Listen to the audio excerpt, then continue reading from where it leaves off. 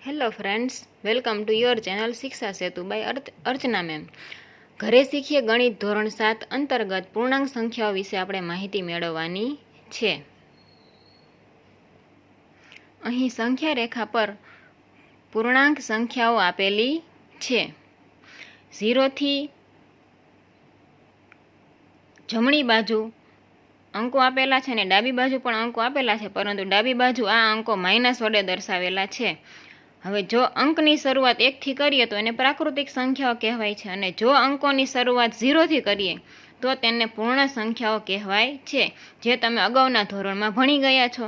પરંતુ આ જ સંખ્યામાં જો આપણે માઇનસવાળી સંખ્યાઓનો ઉમેરો કરીએ તો એને શું કહેવાય? તો એને પૂર્ણાંક સંખ્યાઓ કહેવાય છે.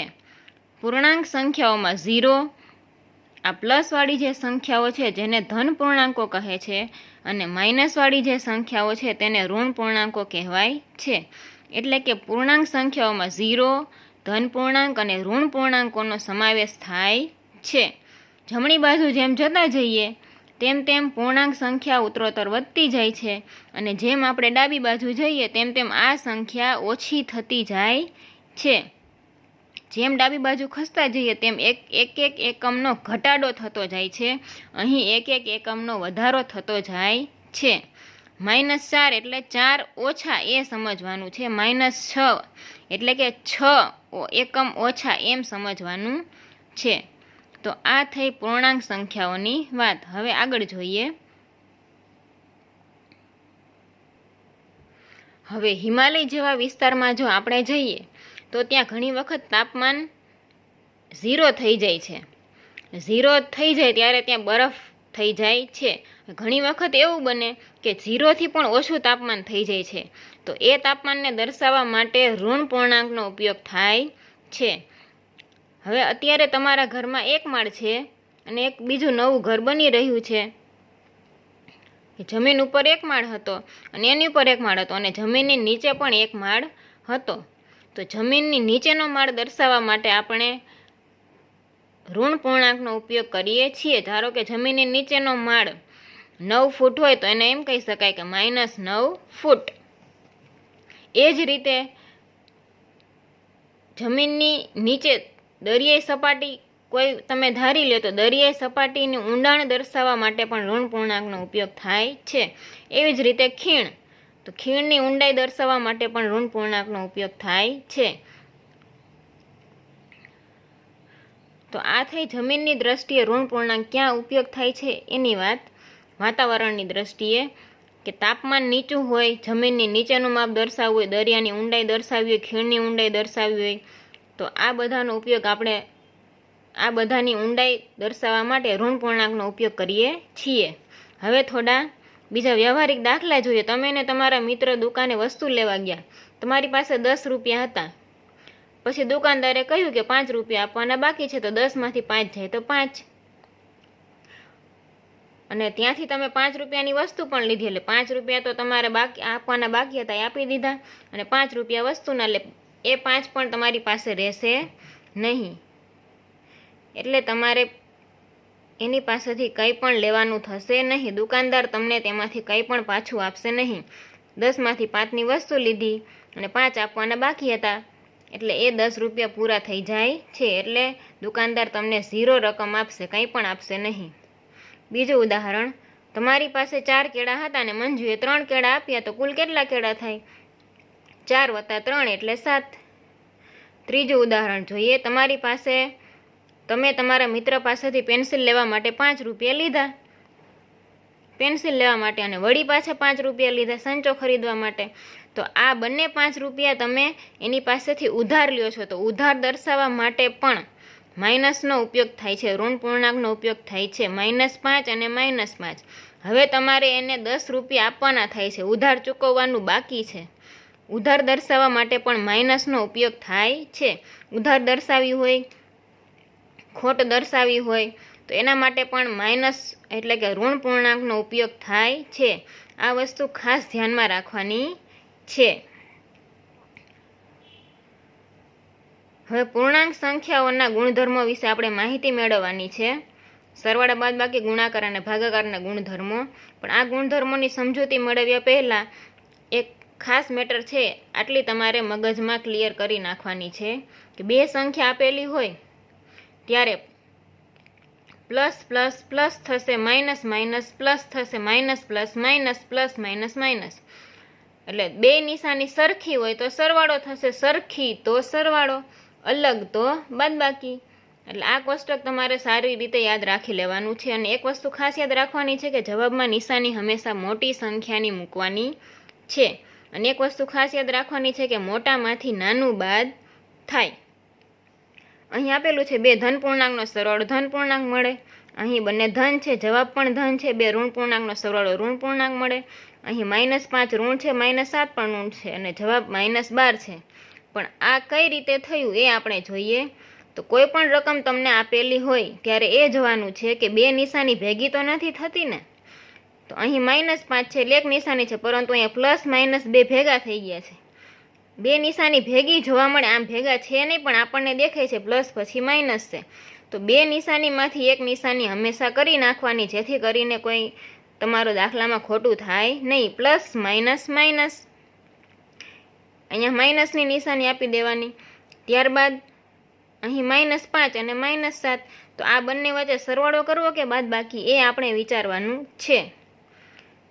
તો માઇનસ માઇનસ પ્લસ થશે, તો 7 ને 5 12 અને જવાબમાં નિશાની મોટી સંખ્યાની. જ્યારે પણ આ રીતે સરવાળો બાદબાકી કરવાનું હોય ત્યારે ત્રણ વસ્તુ યાદ રાખવાની છે. પહેલાં બે નિશાનીમાંથી એક નિશાની કરવાની, એ થઈ જાય પછી બંને સંખ્યા વચ્ચે કઈ ક્રિયા થશે એ બીજી મેટર પણ યાદ રાખવાની છે. આ ત્રણ બાબતો યાદ રાખવાની. અને જવાબમાં ત્રીજી મેટર એ કે જવાબમાં નિશાની કઈ સંખ્યાની કરવાની. જો આ ત્રણેય વસ્તુ તમે ન ચૂકો યાદ કરવાનું તો ક્યારેય તમારો દાખલોનો જવાબ ખોટો પડશે નહીં. બે નિશાનીની એક નિશાની, બંને વચ્ચે ક્રિયા કરવા માટે, સરવાળો બાદબાકી માટે શું કરવાનું છે, બંને નિશાનીને ધ્યાનમાં રાખીને કરવાનું છે. અને ત્રીજું જવાબમાં નિશાની મોટી સંખ્યાની, અને બાદબાકી કરવાની હોય તો મોટામાંથી નાનું બાદ કરવાનું થશે. તો આ ત્રણ વસ્તુ ખાસ યાદ રાખવાની છે. હવે આગળ જોઈએ. હવે અહીં આપેલું છે એક ધન હોય અને એક ઋણ હોય, ત્યારે શું કરવાનું છે. તમે મને 8 રૂપિયા આપો છો, પણ તમારે મારી પાસેથી 2 રૂપિયા લેવાના પણ છે. એટલે કુલ આપણે જોવાનું છે કે કુલ શું થશે. તમારે એને દેવાના થશે કે તમારે એને આપવાના થશે કે એ તમને આપશે એમ. તો 8 રૂપિયા આપ્યા એટલે 8 છે એને પ્લસ દર્શાવીશું. કુલ જોવાનું છે એટલે પ્લસની નિશાની, અને 2 રૂપિયા લેવાના પણ છે, લેવાના બાકી એટલે એને -2 વડે દર્શાવેલા છે. હવે આ બંને સંખ્યા વચ્ચે કઈ રીતે ગણતરી કરવી એ જોઈએ. તો +8 ના +8, બે નિશાનીની એક નિશાની પ્લસ માઇનસ માઇનસ એટલે -2 આવશે. હવે આ બંને વચ્ચે કઈ ક્રિયા કરવાની તો કે પ્લસ માઇનસ માઇનસ. અહીં કંઈ ન સંખ્યાની આગળ કોઈ પણ નિશાની ન હોય તો એને આપણે પ્લસ જ સમજવાની. પ્લસ માઇનસ માઇનસ એટલે 8માંથી 2 જાય તો 6, જવાબમાં નિશાની મોટી સંખ્યાની. તો તમે મને 6 રૂપિયા આપશો. હવે એ જ રીતે તમારી પાસેથી મેં 15 રૂપિયા લીધા છે એટલે -15 દર્શાવીશું. અને વળી પાછા 8 રૂપિયા પણ લીધા એટલે -8. તો કુલ આપણે લેણું કે દેવું શું છે એ જોવાનું છે.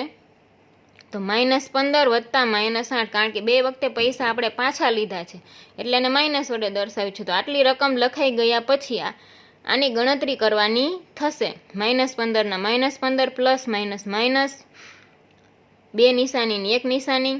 ત્યારબાદ આ બંને વચ્ચે શું પ્રક્રિયા કરવાની થશે તો કે માઇનસ માઇનસ પ્લસ, એટલે 15 ને 8 23, અને જવાબમાં નિશાની મોટી સંખ્યાની. એટલે 15ની આગળ માઇનસ છે તો આપણે અહીં માઇનસ કરીશું. એટલે આપણે હજી -23 એટલે કે 23 રૂપિયા લેવાના બાકી છે. હવે બીજો આ થઈ વાત સરવાળા બાદબાકીના ગુણધર્મની, જેને આપણે સંવૃત્તતાનો ગુણધર્મ પણ કહી શકીશું. સંવૃત્તતા એટલે બે પૂર્ણાંક સંખ્યાઓ વચ્ચે તમે કંઈ પણ સરવાળો કરો કે બાદબાકી, જવાબ હંમેશા પૂર્ણાંક સંખ્યા જ મળે છે. કોઈ પણ બે પૂર્ણાંક સંખ્યા લ્યો તો એનો જવાબ પણ તમને પૂર્ણાંક સંખ્યા જ મળશે, ક્યારેય એનો જવાબ અંશ છેદવાળી રકમમાં મળશે નહીં. તો આ ગુણધર્મને સંવૃત્તતાનો ગુણધર્મ કહે છે. હવે આપણે બીજા ગુણધર્મ તરફ જઈએ, ક્રમનો ગુણધર્મ. ટીકુ અને મીકુ ગણિત શીખવા આવેલા છે. એક દાખલો આપ્યો, ટીકુએ લખ્યું -5 + 6, તો માઇનસ પ્લસ માઇનસ એટલે 6 માંથી 5 જાય તો એક નિશાની મોટી સંખ્યાની, અને મીકુએ લખ્યું 6 + -5 એટલે પ્લસ માઇનસ માઇનસ, બે નિશાનીની એક નિશાની, 6 માંથી 5 જાય તો એક. હવે બે ક્રમ આડાવડો કરી નાખ્યો છે, -5 + 6 અને 6 + -5, તો પણ બંનેના જવાબ સરખા રહે છે. એટલે કે ક્રમ બદલાવાથી પૂર્ણાંક સંખ્યાઓમાં જવાબમાં ફેર પડતો નથી. સરવાળા બાદબાકીમાં તમે ક્રમ બદલી નાખો તો જવાબ ક્યારેય ફરશે નહીં. હવે એને અનુસંધાને અહીં બીજા દાખલાઓ આપેલા છે. -10 + 5 એટલે -5. હવે એ જ ક્રમ બદલાવીને અહીં દાખલો આપેલો છે, -10 + -20, બે નિશાનીની એક નિશાની, પ્લસ માઇનસ માઇનસ 20. હવે માઇનસ માઇનસ અહીં પ્લસ થશે. આ બે વચ્ચે શું ક્રિયા કરવાની? તો અહીંથી ખબર પડે, માઇનસ માઇનસ પ્લસ એટલે 20 ને 10 30, નિશાની મોટી સંખ્યાની. એ જ રીતે અહીં આપેલું છે 5 + 4 9, 4 + 5 9. ક્રમ બદલાવો, અહીં દરેકના ક્રમ બદલાવેલા છે, પરંતુ જવાબમાં ક્યાંય ફેરફાર દેખાતો નથી. એટલે આ દરેક સંખ્યાઓના આપણે સરવાળા કરેલા છે. હવે બાદબાકીમાં જોઈએ, 5 માંથી 10 જાય તો -5 આવશે. અહીં પ્લસ છે, પ્લસ માઇનસ માઇનસ એટલે બાદબાકી થશે, મોટામાંથી નાનું બાદ થાય, 10 માંથી 5 જાય તો 5, નિશાની મોટી સંખ્યાની, 10 મોટા છે એટલે માઇનસના માઇનસ, -5 જવાબ આવે. પરંતુ 10 માંથી 5 જાય તો 5, અહીં ક્રમ બદલાવી નાખ્યો, 5 માંથી 10, 10 માંથી 5, પરંતુ બાદબાકીમાં એવું થશે નહીં. અહીં -5 જવાબ મળ્યો છે, અહીં 5 જવાબ મળેલો છે. એટલે બાદબાકી ક્યારેય સમક્રમી હોતી નથી. બાદબાકીમાં ક્રમનો ગુણધર્મ જળવાતો નથી. સરવાળો સમક્રમી છે, અહીં ક્રમ બદલાવો તો જવાબ સરખો આવશે, પરંતુ બાદબાકીમાં એવું થશે નહીં. હવે જોઈએ તટસ્થતાનો ગુણધર્મ. તટસ્થતાના ગુણધર્મમાં હવે મારે પ્રથમ પરીક્ષામાં 5 માર્ક આવ્યા અને દ્વિતીય પરીક્ષામાં 0 માર્ક આવ્યા, તો 5 + 0 એટલે 5. બીજું ઉદાહરણ જોઈએ, મારે મહિને ધંધામાં 9 રૂપિયાની ખોટ થઈને આવતા મહિને કોઈ કમાણી ન થઈ. ખોટ દર્શાવવા માટે માઇનસ લખીશું, -9, અને બીજા મહિને તો કંઈ કમાણી જ ન થઈ, 0, તો -9 + 0 એટલે 0, 5 + 0 એટલે 0. એટલે અહીં એ સમજવાનું છે કે પૂર્ણાંક સંખ્યા પ્લસ હોય કે માઇનસ, એમાં તમે 0 ઉમેરો તો એ સંખ્યામાં કોઈ પણ ફેરફાર થતો નથી. જે સંખ્યા રકમમાં આપેલી હોય એ તટસ્થ રહે છે. એટલે કે 0 એ પૂર્ણાંક માટે તટસ્થ સંખ્યા છે. 0 ઉમેરવાથી આ સંખ્યામાં કોઈ ફેર પડતો નથી, એટલા માટે 0 એ પૂર્ણાંક સંખ્યા માટે તટસ્થ સંખ્યા છે. હવે જોઈએ આગળ. પૂર્ણાંક સંખ્યાઓમાં ગુણાકાર એટલે કે પુનરાવર્તિત સરવાળો થાય છે. અહીં 4 + 4 + 4 એટલે કે 4 તેરી 12, 12 થશે. અહીં 5 + -5 + -5 + -5 એટલે 5 તેરી 15 થશે, -15 જવાબ આવશે. 5 + 5 + 5, 5 તેરી 15. હવે ગુણાકારમાં એક સીધો ને સાદો નિયમ છે. જો ઋણ નિશાની એક વખત આવતી હોય, ગમે એટલી સંખ્યા આપેલી હોય, જો ઋણ નિશાની એ સંખ્યાઓમાં માત્ર એક વખત હોય તો જવાબમાં ઋણ નિશાની આવશે. એકી સંખ્યામાં હોય, ઋણની નિશાની કેવી સંખ્યામાં હોય? એકી સંખ્યામાં, તો જવાબમાં નિશાની માઇનસ આવશે. અને જો ઋણ નિશાની બેકી સંખ્યામાં હોય, આ ઋણ નિશાની બેકી સંખ્યામાં હોય તો જવાબમાં આપણે માઇનસ કરવાનો થશે નહીં, જવાબમાં નિશાની પ્લસની આવશે, પરંતુ પ્લસની નિશાની કરવાની હોતી નથી, એટલે એક પણ નિશાની આવશે નહીં. આ એક ખાસ યાદ રાખવાનું છે. ટૂંકો અને ટચ નિયમ છે, જે મગજમાં વ્યવસ્થિત રીતે આપણે યાદ રાખી લેવાનું છે. અહીં એકી સંખ્યામાં છે માઇનસની નિશાની 1, 2 અને 3, તો જવાબમાં માઇનસ આવશે. અહીં ઋણ નિશાની છે જ નહીં, એટલા માટે અહીં +15 આવશે। હવે આ જ પ્રશ્નો આપેલા છે એને આપણે સંખ્યા રેખા દ્વારા સમજીએ। -5 વત્તા -5 વત્તા -5, અહીં આપેલા છે 4 વત્તા 4 વત્તા 4, તો 0 થી 4 સ્ટેપ આપણે આગળ વધતું જવાનું છે। 0 થી 4 સ્ટેપ આગળ, 1 2 3 અને 4, વળી પાછા 4 સ્ટેપ આગળ વધીએ, સંખ્યા રેખા દ્વારા આપણને મળશે જવાબ +4 પ્લસ આપેલા છે એટલે 0 થી ધન સંખ્યાઓ બાજુ આપણે આગળ વધવાનું છે। અહીં પણ +4, તો અહીં છેલ્લે 12 જવાબ આવ્યો અને અહીં પણ 12 આપેલા છે। હવે આ સંખ્યા -5 આપેલા છે એટલે 0 થી માઇનસ બાજુ જવાનું છે, 5 સ્ટેપ જઈએ। -5 સ્ટેપ ગયા આપણે, વળી પાછા -5 સ્ટેપ જઈશું, વળી પાછા -5 સ્ટેપ આપણે પાછળ જઈશું, તો જવાબ મળ્યો -15। અહીં પણ -15 છે। અહીં 0 થી ધન આપેલા છે એટલે ધન બાજુ આપણે 5 સ્ટેપ આગળ વધવાનું છે। અહીં -5 સ્ટેપ આપણે આગળ વધ્યા, અહીં પણ અહીં +5 આવશે, 5 એકમ આપણે આગળ વધીએ છીએ, જેને આપણે એકમ પણ કહી શકીએ। અહીં પણ 5 એકમ આપણે આગળ વધીએ છીએ, તો જવાબ આવશે +15। તો આ રીતે સંખ્યા રેખા દ્વારા પણ જવાબ મળે છે। એક ધન અને એક ઋણ પૂર્ણાંકનો ગુણાકાર હંમેશા ઋણ પૂર્ણાંક મળે છે। એક ધન અને એક ઋણ, એક ધન અને એક ઋણ એટલે એક વખત ઋણ પૂર્ણાંક છે, એકી સંખ્યામાં ઋણ પૂર્ણાંક છે, તો જવાબ હંમેશા ઋણ પૂર્ણાંક આવશે, જેને આને આધારે પણ તમે યાદ રાખી શકો છો।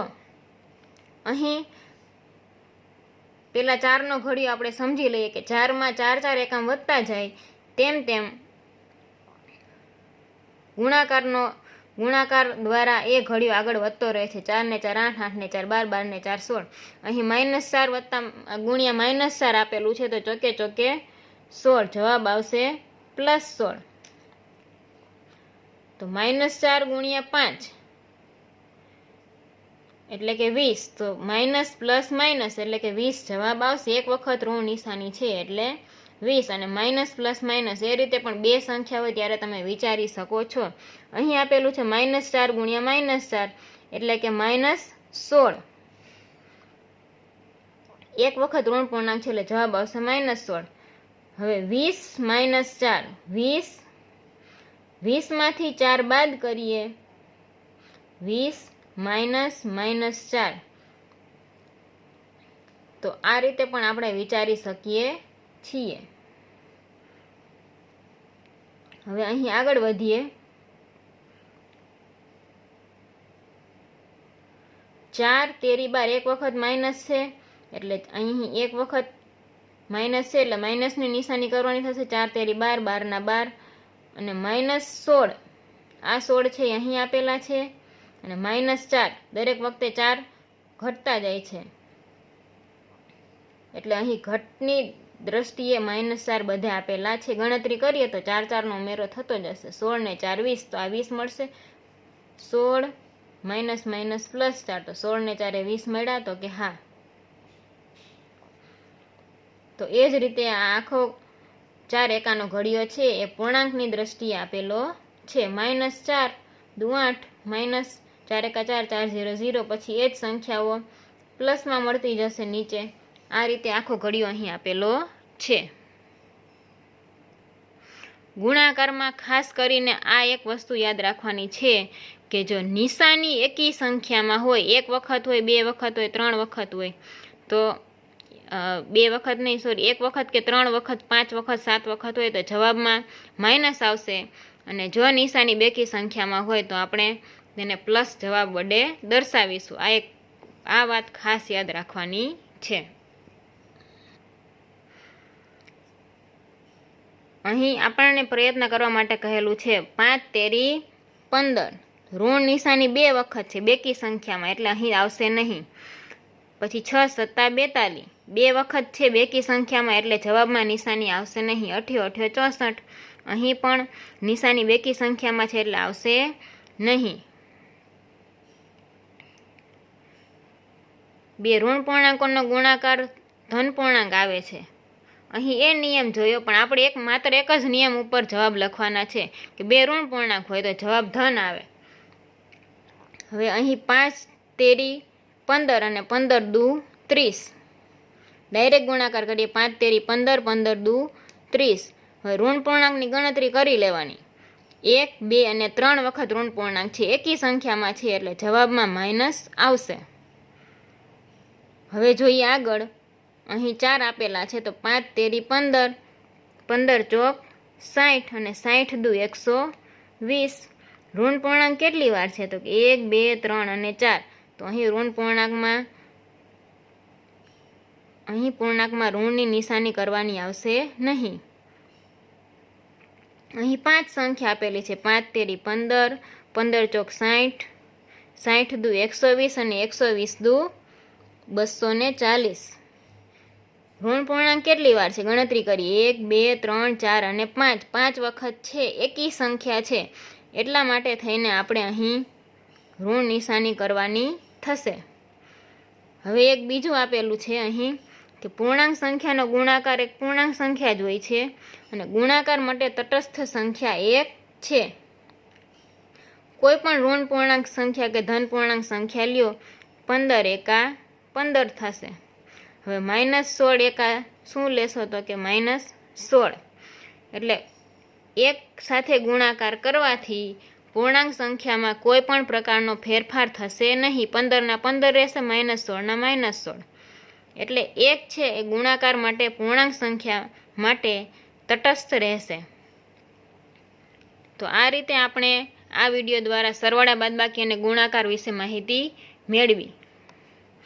હવે ભાગાકારમાં નફો અને ખોટનો દાખલો ખૂબ અગત્યનો છે આ ચેપ્ટર માટે, જેને તમારે આગળના વિડીયો દ્વારા શીખવાનો છે. જેથી આ ચેનલને સબસ્ક્રાઈબ કરો, જેથી એ મહત્ત્વનો દાખલો અને બીજા વિડીયો પણ તમને અપડેટ મળતી રહે. Thank you.